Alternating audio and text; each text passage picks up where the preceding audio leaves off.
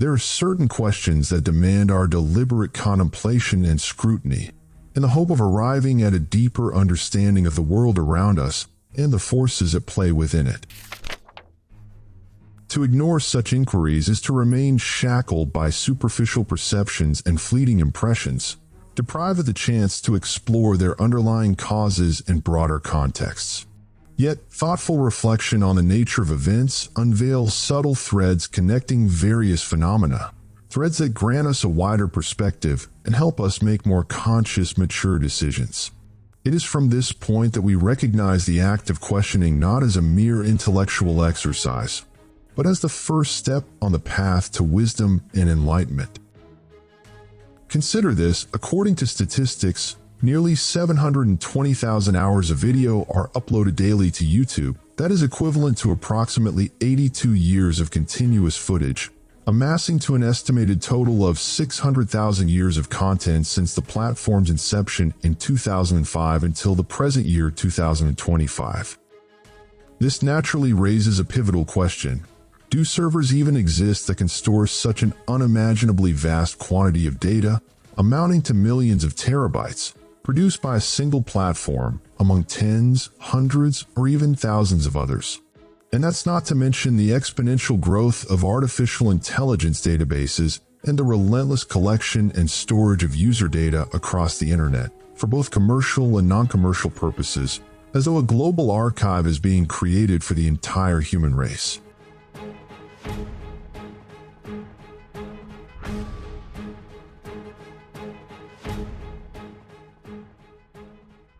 According to the official narrative, Google, the owner of YouTube, stores this data via a massive, highly complex distributed infrastructure made up of colossal data centers around the globe. The company owns and operates dozens of these centers across multiple continents, each housing hundreds of thousands of interconnected servers working as one vast system.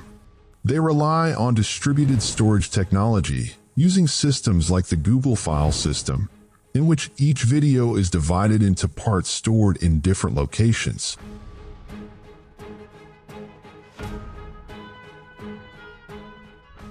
Microsoft, Amazon, Facebook, and Apple possess similarly vast and intricate data center networks across the world. And while such an explanation may sound logical, it remains unconvincing. It is difficult to accept the existence of servers capable of bearing such an inconceivably immense and ever-growing load of data, unless, of course, these servers employ undisclosed encryption and compression technologies. In simple terms, this could point to the use of secret technology, perhaps developed at some point in time, only to be concealed or abandoned, like many others before it. At this juncture, you may begin to sense that what has been laid out is merely the entrance to the rabbit hole, a starting point for a journey through a hidden world whose mysteries we will attempt to unravel step by step. A world of forbidden technologies, those that have been banned, monopolized, or deliberately suppressed. In our era, we are witnessing an unprecedented surge in scientific progress, the likes of which has no parallel in known history. Innovations now emerge with such frequency that they reshape life itself in brief spans of time, making it seem as though humanity is confidently knocking on the gates of the future, on the verge of a utopia promising the highest degrees of comfort and happiness. Yet troubling questions persist in certain intellectual and scientific circles. Is all technology truly made accessible? Is every inventor permitted to unveil their creations? More crucially, are the discoveries announced to the public the most advanced achievements of our time, or is there far more that remains hidden?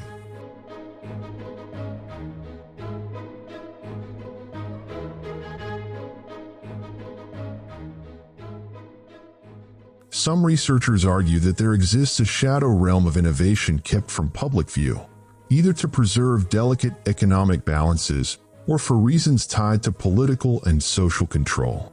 This theory is strengthened by testimonies from scientists and inventors who claim their projects were terminated or suppressed because of their potential to spark a revolutionary leap in human history. Indeed, some never even had the chance to speak out, having met untimely ends under mysterious circumstances. One of the most prominent examples in this regard is the free energy project. In the early 20th century, the renowned scientist and inventor Nikola Tesla secured funding from financier and industrialist John Pierpont Morgan, along with other investors, to construct a tower in Shoreham, New York. This structure became known as the Wardenclyffe Tower, and its declared purpose was to transmit wireless signals across the Atlantic Ocean. However, Tesla harbored a far more ambitious vision: to create a comprehensive system for generating free energy by harnessing the atmospheric energy, specifically the ether, and then using high-frequency electromagnetic waves to transmit electricity wirelessly to any point on Earth, entirely without cables, grids, or cost. When Morgan realized the project could provide electricity to the world for free, he abruptly withdrew his support, uttering his now infamous remark, "If I can't put a meter on it, I won't invest in it." Following his lead, the remaining backers also pulled out, and the project was ultimately abandoned. The tower was demolished in the year 1917. Tesla spent his remaining years in solitude, residing in a room at the New Yorker Hotel. On January 7, 1943, he was found dead, officially due to heart failure. The very next morning, agents from the U.S. Office of Alien Property entered Tesla's hotel room and seized numerous boxes containing his research, personal notes, and scientific observations, as well as blueprints for future projects related to energy and communications.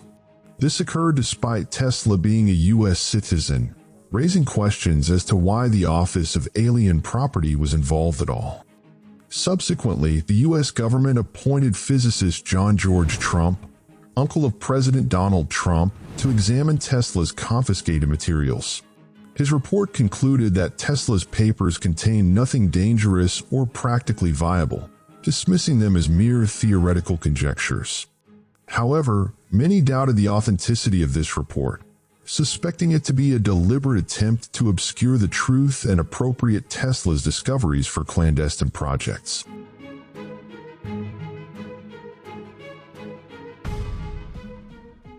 Building upon Tesla's revealed ideas, American researcher Otis Carr announced in the 1950s that he had successfully designed and constructed a spacecraft powered by what he termed free circular energy.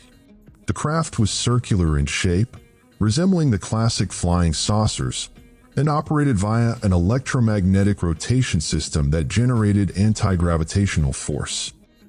At its core was a device he called the Neutron Electric Accumulator, a form of capacitor engineered to rotate in precise paths, producing frequencies capable of detaching the craft from Earth's gravitational pull by creating an independent energy field akin to a bubble.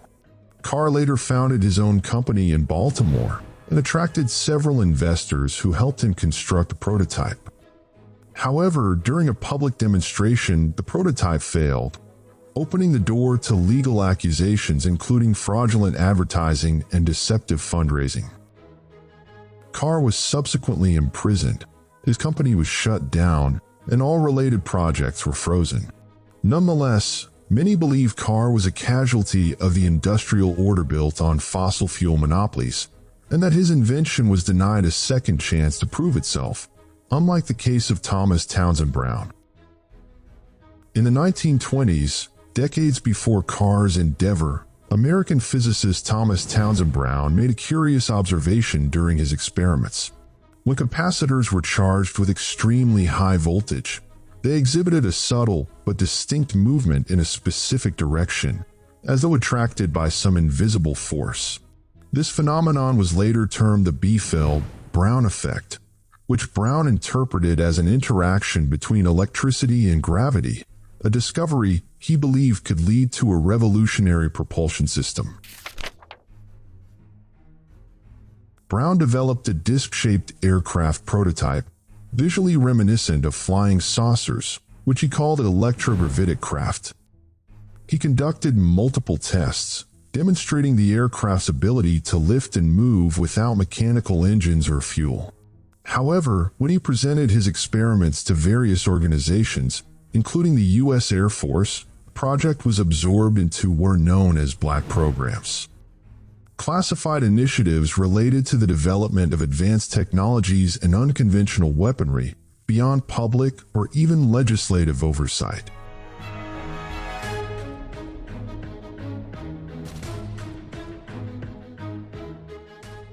Brown was silenced, and his project came to a halt. Yet, some sources claim that his work did not die, but rather evolved covertly within the Aurora project. A rumored U.S. program allegedly focused on developing aircraft utilizing non-traditional propulsion. Some assert that this project has already produced crafts capable of unimaginable speeds or flight patterns that defy the known laws of physics. Crafts commonly referred to as unidentified flying objects, which have been sporadically sighted since the 1950s.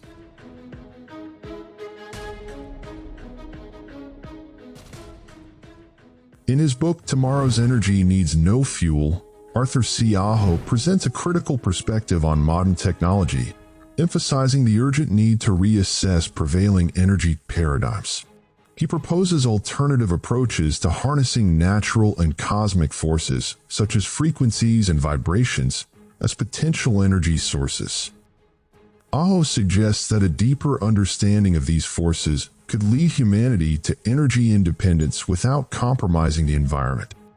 He also posits that living organisms possess a form of collective consciousness that enables them to interact with the environment in ways not yet fully understood.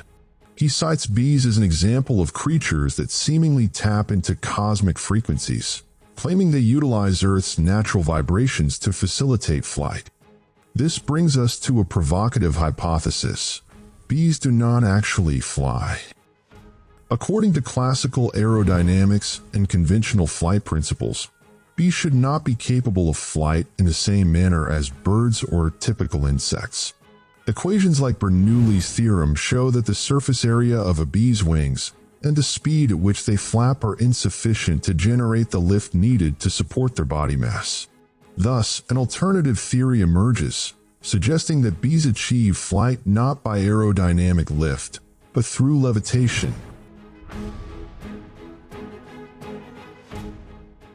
The motion of their wings is believed to create a vibration or resonance within a cavity in their body, which aligns with Earth's electromagnetic field, specifically the Schumann resonance, which vibrates at approximately 7.8 Hz.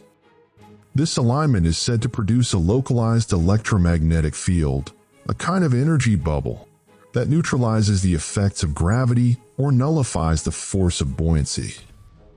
In other words, bees glide through the air not by resisting nature's laws, but by harmonizing with them. Such a theory could explain the bees' uncanny flight speeds, up to 30 kilometers per hour, and their ability to navigate in straight lines, seemingly unaffected by wind resistance. However, as expected, the scientific community largely dismisses this theory, asserting that there is no empirical evidence supporting the claim that bees defy gravity through specific frequencies. Instead, they attribute bee flight to unique aerodynamic mechanisms. The wings move in a figure-8 pattern, generating tiny vortices that reduce air pressure above the wing and increase dynamic lift. Incidentally, a link to Tomorrow's Energy Needs No Fuel can be found in the description box, along with other articles, references, and reading material for those wishing to delve deeper. So one must ask, are there undiscovered physical laws or concealed natural forces hidden away by an economic elite or global authority? Are there sciences forbidden to the public? That, perhaps, is a subject for another far-reaching inquiry. A compelling illustration of these hidden dynamics is the concept of the water cycloid.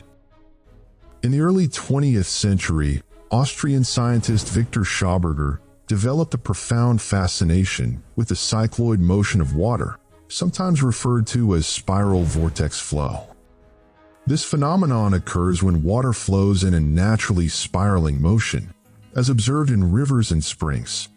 Contrary to the flat, circular rotation most imagine, Schauberger observed that this movement follows a three-dimensional helix-like pattern, resembling a miniature whirlpool, where water spirals inward or outward, generating a unique dynamic with specific energetic properties.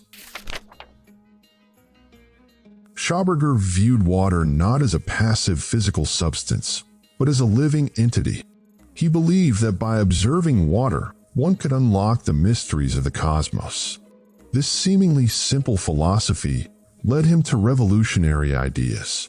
He pioneered what he termed biotechnology, a design philosophy grounded in the notion that technology should emulate nature. According to his theory, the vortex motion of water generates a latent internal energy that could be harnessed to drive machinery, or even achieve flight without the need for conventional fuel. And this was not merely theoretical. Schauberger developed working prototypes of engines based on this spiraling motion, claiming they produced anti-gravity lift. During World War II, reports surfaced that the Nazi regime exploited his research in a top-secret initiative known as the Hany Project, an alleged attempt to develop flying discs powered by etheric or free energy, as well as electromagnetic and anti-gravitational propulsion systems. Following these reports, after the war ended, Schauberger was summoned to the United States by military and governmental authorities. He was compelled to hand over all his prototypes and research, and later returned to Austria both physically and emotionally broken. He died shortly thereafter, in the year 1958. Although much of his work was dismissed as pseudoscience by academic institutions, contemporary physics has begun to take a serious interest in concepts like vortex hydrodynamics, suggesting that Schauberger's visions may have been far ahead of their time.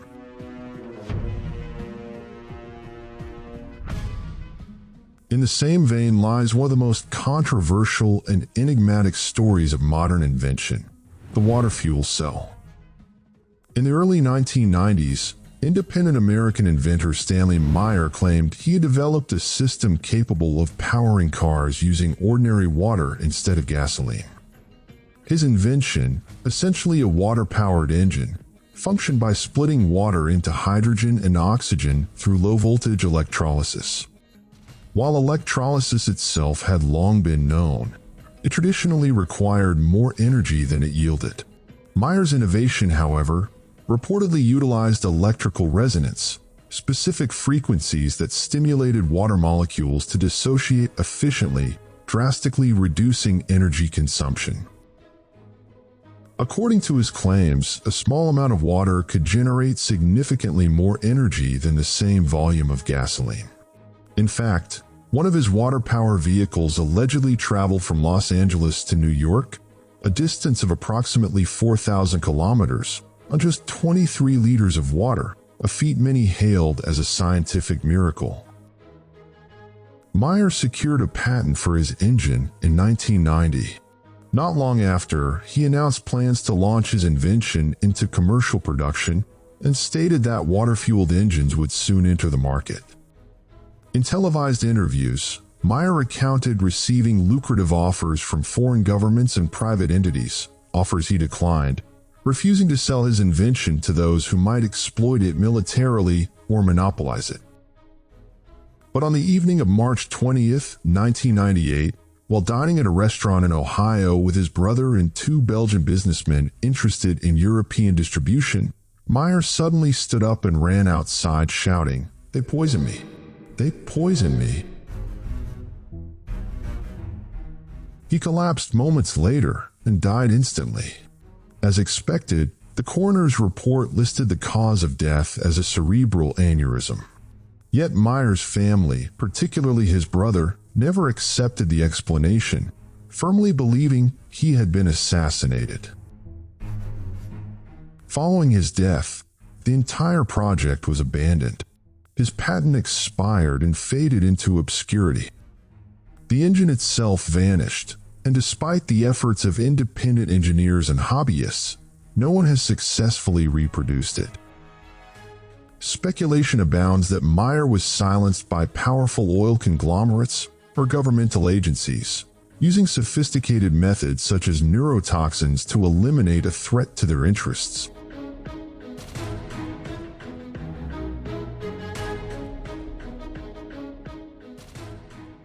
But the story doesn't end with free energy. Numerous accounts point to revolutionary breakthroughs across various fields, innovations whose creators either disappeared, were silenced, legally restrained, or ultimately faded into quiet obscurity.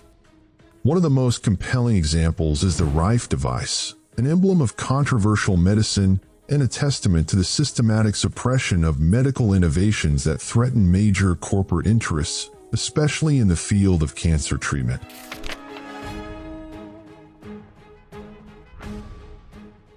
The saga begins in the early 1930s when American inventor Royal Raymond Rife unveiled a groundbreaking optical microscope capable of magnifying up to 60,000 times, an unprecedented feat. He called it the universal microscope.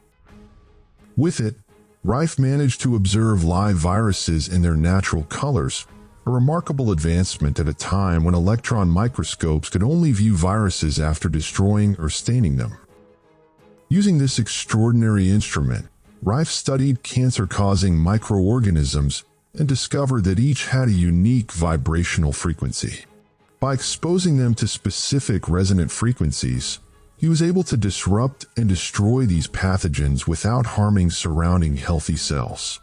This method later became known as destructive frequency therapy, a form of treatment that used resonance to selectively annihilate malignant cells. In 1934, a landmark clinical trial was conducted at the University of Southern California School of Medicine, overseen by a team of independent physicians and scientists. 16 patients in the terminal stages of cancer were treated using the Rife machine, and the results were nothing short of astonishing. 14 of them were cured within 3 months, while the remaining 2 recovered after a few additional weeks of therapy. Despite these outcomes, the American Medical Association refused to acknowledge the device.